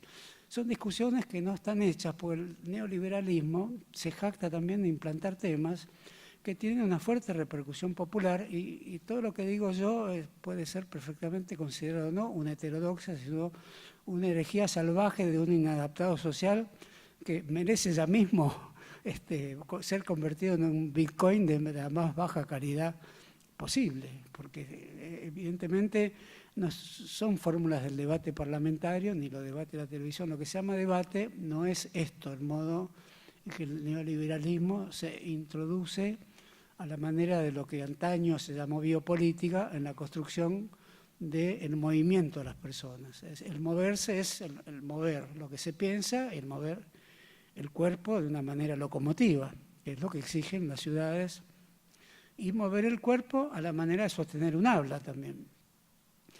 Entonces el neoliberalismo, por esa vía inédita, se combinó con formas del populismo evidentes, también anexó al populismo, así como el jefe de la bancada de Macri en el Senado es un peronista. Uno diría, bueno, es una excepción. El jefe de la bancada en diputados también es un peronista. Y hay muchos diputados peronistas que votan con el macrismo. Y los gobernadores peronistas, en general, no dicen nada diferente al macrismo. Es claro que esta es una situación coyuntural que puede cambiar, como escuché antes de ayer decir, bueno, pero esto es hasta ahora, después cambiamos. Pero no es tanto así. Es que efectivamente hay una anexión de lo que antes llamábamos populismo, si es que decidíamos o no poner la complejidad del peronismo dentro de ese rubro. Entonces ahí también hay, a diferencia de la tradición liberal anterior, liberalismo versus peronismo, hay una idea de que hay masas, que son masas de datos, hay una idea de que hay mímesis, es decir, el neoliberalismo tiene la cualidad de la mímesis, puede imitar cualquier otro movimiento que sea locomotivo, que haga mover gente. Lo que no puede imitar por ahora son las grandes manifestaciones sociales, tanto las del feminismo como las movilizaciones gremiales, de los trabajadores sin empleo formal o de la economía popular. Eso todavía no pudo ser anexado. A eso le teme el gobierno, pero en realidad no hay que descartar que haya formas de anexión, como anexaron personas que organizan comedores populares, como anexaron buena parte del peronismo, como anexaron cierto lenguaje del populismo también, como este neoliberalismo que habla con pocas palabras del diccionario y que tiene discursos ultra pensados y ultra preparados para tocar formas de interpretación que en algún momento formaron parte también del modo en que hubo una interpretación de masas de las políticas sociales del Estado. Bueno, todo eso también es confiscado como si se fabricaran bitcoins, que no sé bien cómo se fabrican porque es bastante complejo. Si se ve cómo se fabrica un bitcoin hay que saber muchas más operaciones que un simple operador de computadoras, ¿no? Bueno, si eso va a ser el destino de la humanidad bajo el neoliberalismo, mejor entonces afirmar todos aquellos aspectos de un pensamiento que no llamo crítico, porque ya entiendo que la palabra crítica supone el acto de pensar mismo, el acto de constituirse en tanto pensante sintiente, digamos, para no ponerlo en términos solo de la vida intelectual, que no solo esté atento a esta configuración, a esta transfiguración, diríamos, de los valores, tal como dijo un gran filósofo, que ocurre en la sociedad contemporánea y abarca todas las naciones, al punto tal que la idea misma de nación sucumbe. No, las posiciones de una nación con su soberanía han sido vulneradas ya no por los almirantes ingleses o franceses, sino son vulneradas por las mismas fórmulas de tráficos abstractos que están contenidas en el modo de financiarización de la vida social, de la financiarización de la vida en general. El mes pasado vino la princesa de Holanda, que es argentina, como ustedes saben, a decir qué pena el pueblo argentino. ¿Y por qué? Porque está poco financiarizado. Poco financiarizado. Está muy financiarizado. En realidad, también eso estaba de antes. El macrismo no inventó nada de esto. Esto venía ya, había que investigar desde dónde venía, no solo por el ministro de Ciencia de antes, es igual que el ministro de Ciencia de hoy. Se llama igual, dice las mismas cosas, que esa es otra persona. No, es la misma persona. Es decir, había en los movimientos populares más genuinos cierta distracción respecto a lo que se incubaba, porque también festejaban modos de la revolución técnica que incubaban todo esto. Yo no pienso que haya que estar retrasado respecto a las modernizaciones o respecto a la revolución técnica. Pienso que la revolución técnica usurpó todos los lenguajes posibles que venían de la antigüedad, que venían de revoluciones técnicas anteriores, que venían de la artesanía, incluso de la magia y de las religiones también. Y hoy hay que destinarles un lenguaje específico y direccionar su uso de modo tal que el pensamiento social vinculado a las grandes transformaciones, las grandes tradiciones humanísticas, la idea de nación, que tiene que ser una idea libertaria, me parece. La nación, lejos del nacionalismo del pasado, tendría que contener las mayores opciones para generar ámbitos de libertad. Y a eso podríamos llamar nación como comunidad, siempre que se entiende que la comunidad retrabaja los lugares aparentemente llenos y no los desustancializa. No estoy de acuerdo con desustancializar todos, pero los hace circular de una manera democrática, legítima y libertaria. Entonces me parece que cualquier campaña política, cualquier dicción de lo político hoy en la Argentina, ya que vivimos una época grave, en vísperas de que el país sea controlado por un fondo de inversión llamado Fondo Monetario Internacional, en todos sus poros, lo cual considero grave. Espero que me acompañen en este pensamiento. O sea, en vísperas que esto pase, porque ya ha pasado mucho, destinado a ser el umbral de esto que va a pasar o que está pasando, evidentemente hay que pensar que cualquier campaña definida contra esta nueva organización de la vida, que también acepta separarse de mandatos biológicos, también acepta en gran medida despenalizar el aborto. El discurso del jefe de gabinete de ayer contuvo eso, no enteramente como piden los grupos feministas más avanzados, pero hay también un deseo usurpatorio que tenemos que estar más prevenidos para suponer que en vez de contradictores, ahí hay personas que están dispuestas a pensar el poder de una manera circulatoria, muy diferente a la que pensábamos cuando suponíamos que el poder había que tomarlo. Ya Foucault había alertado que no era una toma sumacero donde uno se ponía en el lugar donde estaba otro, sino que había redes que a la manera de la teoría de los conjuntos compartían muchas significaciones y estaban en permanente correlación circulatoria, cambiando posiciones permanentes, como es un poco la posición de Laclau también. En la lógica de equivalentes hay equivalentes que van cambiando de un lado a otro permanentemente y se van absorbiendo de un lado a otro de la contradicción fundamental o de la lógica de contradicción. En fin, no recuerdo bien cómo lo decía Laclau. Entonces ahí también tenemos una tarea de recomponer el movimiento popular, el habla autónoma, las pedagogías autónomas, la universidad con sus derechos contrapuestas a las lógicas de investigación que conceden demasiado al modo en que usa el archivo el neoliberalismo.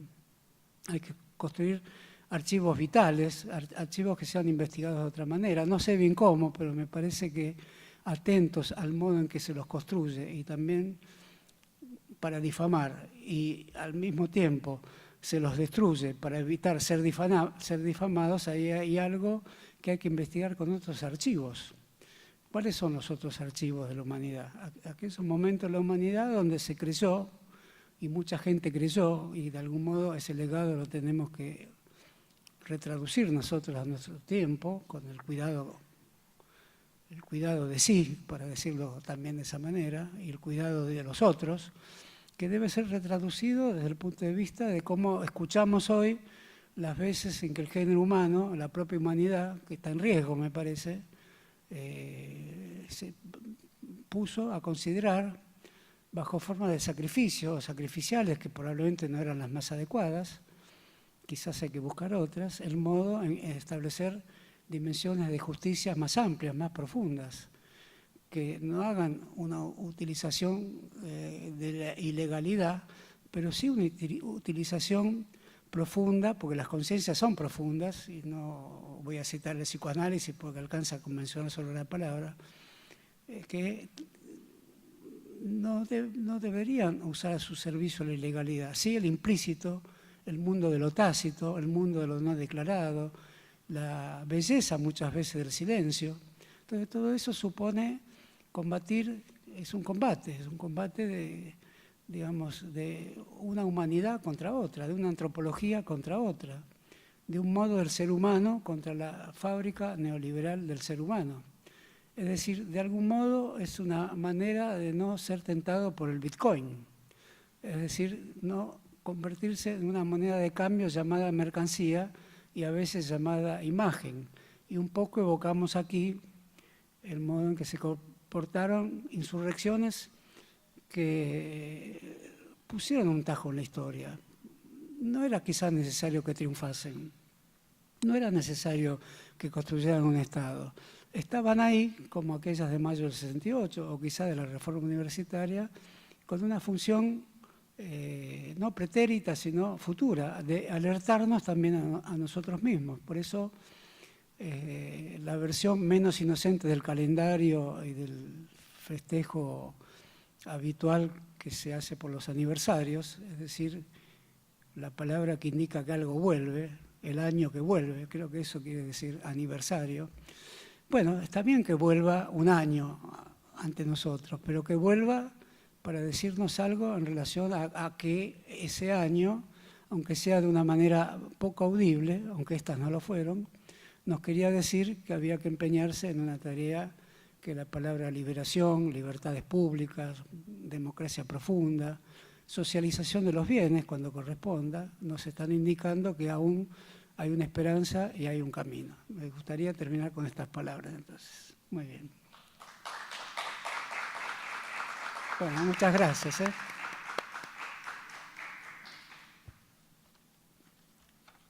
Ahí.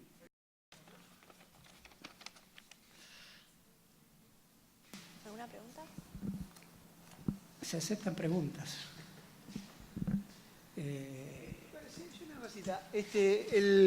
También el kirchnerismo se construyó con anexiones, ¿no? Con préstamos, ¿no? Nada más que eran otro tipo de transacciones, de préstamos, ¿no? No eran préstamos a futuro, sino que eran préstamos al pasado, ¿no? Préstamos que estaban hechos, que nos hablaban de los sacrificios hechos. En cambio, me parece que son los sacrificios de las viejas generaciones, pero me parece que el macrismo está pensando el sacrificio, digamos, que tendrán que hacer las nuevas generaciones o las generaciones por venir también, ¿no? Parece que hay dos tipos, volviendo a esta idea de préstamos que vos con la que comenzaste hablando también, ¿no? Los préstamos hechos y los préstamos por hacer también, ¿no? Ahora, hay una gran paradoja también, porque hablando de vos decías porque vos de alguna manera estás pensando, me parece a mí también, el macrismo como un juego de espejos distorsionado con el kirchnerismo, aunque cuando en la última parte decís, bueno, hay un populismo también dentro del macrismo, ¿no? Cuando decís, bueno, para dar cuenta de esa capacidad de anexión, uno también podría decir, bueno, el kirchnerismo también tuvo una capacidad de anexar otro tipo de subjetividades, figuras o prácticas también, ¿no? Pienso, por ejemplo, lo que pasa es que hay una gran paradoja, porque si el kirchnerismo estaba proponiendo un no sé, consumo, ¿no? El consumo, el macrismo te está proponiendo el ahorro ahora. Ese juego de paradojas raro también se están dando también, ¿no? El kirchnerismo planea el consumo para todos, en realidad el macrismo está planeando un consumo para poco, cuando te eleva la tasa de interés, ¿no? Para hacer esas apuestas a futuro. Cuando te saca los subsidios, ¿no? Para restarte esa capacidad de consumo. Digo, ahí me parece que son préstamos que revelan otro tipo de fragilidad también, ¿no? En los vínculos. Digamos que se intenta en todo caso rellenar con una suerte hay como un relleno evangélico también. Me parece que el macrismo no se le escapa, digamos, la fragilidad que encierra esa paradoja y por eso le intenta rellenar o suturar a través de ese evangelismo televisivo también, ¿no? Que el kirchnerismo renegó también, ¿no? En cierta manera también, ¿no? Lo construyó con otras... El evangelismo del kirchnerismo estaba construido con otras prácticas también, ¿no? Porque estaba hecho también de otros préstamos. Sí, bueno, préstamos hay siempre, me parece, ¿no? Los que ensayó el macrismo, como no cree en la historia, siempre los abandonó enseguida. Por ejemplo, el antecedente frondicista. O sea, que tiene una persona de apellido semifrondicista en el gobierno, aprovecharon eso, pero no da ese préstamo hacia atrás, ¿no? En el kirchnerismo eso tenía varias dubitaciones, me parece, porque al elegir la figura de Dorrego, en los años 60 la interpretó de distintas maneras, con los derechos humanos no había problemas, pero no había una única versión de los años 60, como creo que está bien que sea así. Y me parece que el macrismo lo que hace es algo que en este momento le está disgustando hacer, es la renovación de promesas permanentes. Eso lo sabe cualquier sacerdote, ¿no? Me parece que las iglesias se inventaron para sostenerse en la idea que la promesa permanente, si es sobre una sola cosa, es decir, la venida del Salvador y demás, puede funcionar, pero no siendo una religión, el macrismo corre peligro renovando la promesa de futuro cada vez que tenemos un presente agrio, ¿no? ¿Cuántas chances quedan para hacer esa renovación? Eso. Estoy traduciendo tus palabras al riesgo que corre el macrismo, digamos, no porque se lo ataque desde afuera, sino que la renovación de la misma promesa de felicidad que hicieron todas las revoluciones, pero era una promesa de felicidad acompañada por sacrificio. Sacrificios reales que tenían un valor que estaba en el tejido de la propia promesa vinculada a la historia. Al haber retirado la idea de la historia, de no situarse dentro de la historia, sino de la idea de un cambio, y de la idea colorística, y la idea de un baile, por ejemplo, el baile en el balcón, el perro en la silla presidencial y el baile descontracturado de una marioneta en el balcón, son figuras, iconografías fundamentales para entender qué quisieron decir para cortar con lo anterior, con Lisandro de la Torre, no sé, lo que sea, con Agustín P. Justo, con todo lo que hubo detrás.